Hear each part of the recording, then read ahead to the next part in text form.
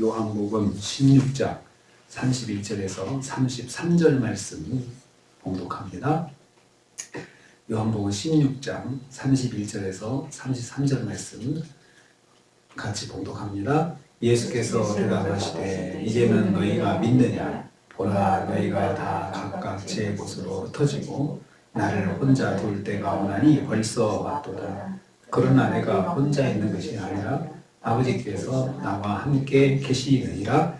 이것을 너희에게 이르는 것은 너희로 내 안에서 평안을 누리게 하려 함이라. 세상에서는 너희가 환난을 당하나 담대하라. 내가 세상을 이기려노라. 아멘. 아멘. 오늘 말씀은 예수님께서 제자들에게 믿음을 점검하고 다가올 제자들의 상황을 대비할 것을 말씀하시는 것을 내용으로 하고 있습니다. 예수님께서 제자들의 믿음을 돌아보게 하셨습니다. 31절입니다.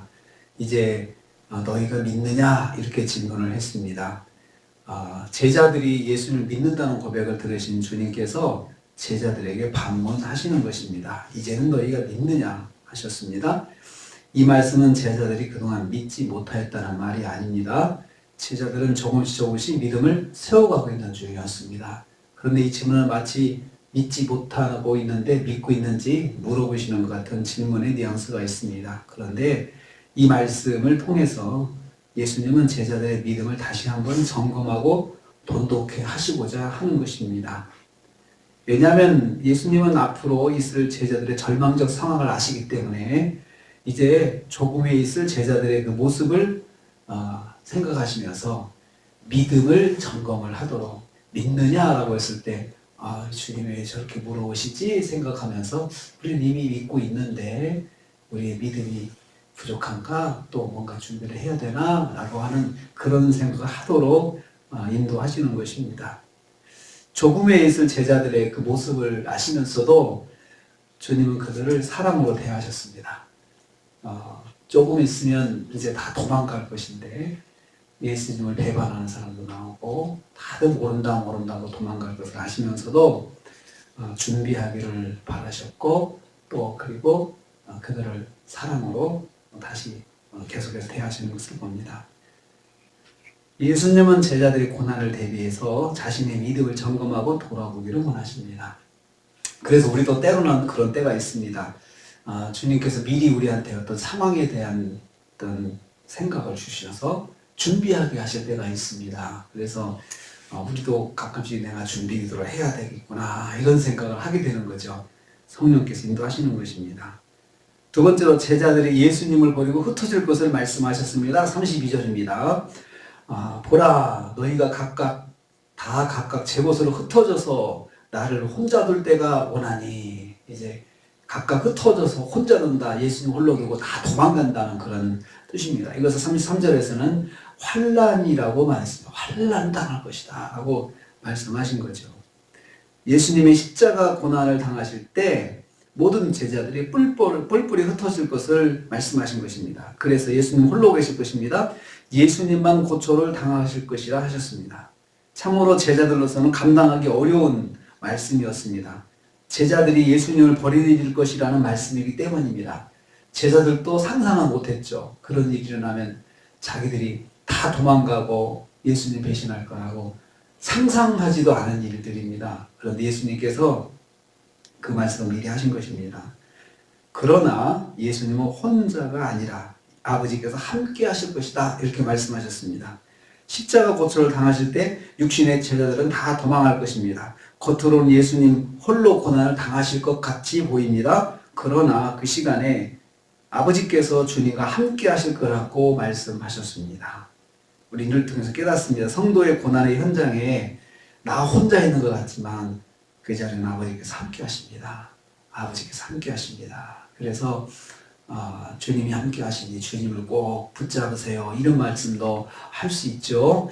우리는 떠나지만 우리는 함께하지 못하지만 주님은 꼭 함께 하시니까 주님 의지하세요. 이렇게 이야기를 할 수가 있습니다. 세 번째로 예수님은 제자들이 환난 속에서 평안하기를 바라셨습니다. 33절입니다. 이것을 너희에게 이루는 것은 왜 이렇게 초치는 말씀을 하실까? 우리는 믿음이 충만하고 지금 예수님하고 끝까지 함께할 생각인데 왜 예수님 우리한테 이런 말씀하실까라고 제자들이 그런 생각을 할 것입니다. 여기에 대해서 예수님은 이 엄청난 말씀을 하심으로 제자들이 평안을 누리기를 원하셨습니다. 장래의 일을 미리 알았을 때 믿음으로 주님을 의지하기를 바라셨습니다. 이럴 때 주님께서 바라시는 것은 우리가 주님을 바라봐야겠구나, 주님 붙잡아야 되겠구나. 조금 전에 주님께서 함께 하신다고 하셨으니, 성령으로 함께 하신다고 하셨으니 우리가 주님을 의지해야 되겠구나, 이런 생각을 하기를 바라셨던 것입니다. 이런 상황을 만났을 때 예수님 안에서 평안을 누릴 수 있습니다. 예수님께서 새 힘을 주실 것이기 때문입니다. 우리도 그런 순간을 만났을 때 예수님 안에서 평안을 누릴 수 있는데, 예수님을 의지하면 주님께서 함께 하시지, 이 마음이 내 마음을 꽉 잡으면 마음에 평안이 옵니다. 장차 현실에서 고난은 혹독할 것입니다. 그러나 담대해야 합니다. 고난을 피할 것이 아니라 담대하게 맞서야 한다는 뜻입니다. 왜냐하면 함께 하시는 주님께서 세상을 이기었기 때문입니다. 여기서 이미 이기셨다고 했습니다. 앞으로 이길 것이야, 이렇게 말씀하지 않고 이미 이겼어, 이렇게 말씀을 하셨습니다. 어둠의 권세요, 세상의 임금인 사단에게 이미 승리하신 것입니다. 이미 승리하신 주님을 의지함으로 우리도 평안을 누릴 수가 있습니다. 사실 이 문제는 주님께서 다 이미 이기셨고, 그리고 주님께서 감당하셨고 또 그렇게 해주신다고 약속을 해주셨습니다. 그렇기 때문에 지금 우리는 그 사실을 믿고 주님을 의지하면 우리 안에 평안이 있다는 것입니다. 승리하신 주님을 의지하면 환난 중에 평안을 누릴 수가 있습니다. 주님께서 우리에게 이미 승리를 주셨으니 그가 찔림 우리의 허물을 인하며 그가 상함 우리의 죄악을 인함이라. 그가 채찍에 맞은 우리가 나음을 입고 우리가 평안을 누렸다라고 이렇게 말씀하셨잖아요. 그래서 우리는 그 말씀을 붙잡고 주님께서 이미 이기셨다 하셨으니 우리가 주님을 의지합니다 라고 할 때 평안이 옵니다. 왜 평안이 필요합니까? 그 환난을 이기려면 마음이 불안하면 절대로 환난을 이길 수가 없습니다. 시간이 지나면 환난은 지나가는 것인데, 그것을 내가 불안하면 내가 못 견뎌서 쓰러지거든요. 그래서 평안이 필요한 것입니다. 평안을 가져야 환난을 이길 수가 있고, 그 시간에 주님을 붙잡을 수 있죠. 정신 차리고 주님을 붙잡아야 된다, 그렇게 이야기하잖아요. 우리가 마음의 평안을 잃으면 정신을 잃기 때문에 주님 붙잡을 수가 없습니다. 그래서 평안을 통해서 주님을 의지하고 주님을 의지하도록 붙잡도록 주님께서 제자들을 인도해 주시는 것입니다. 또 오늘도 우리 하루를 삽니다.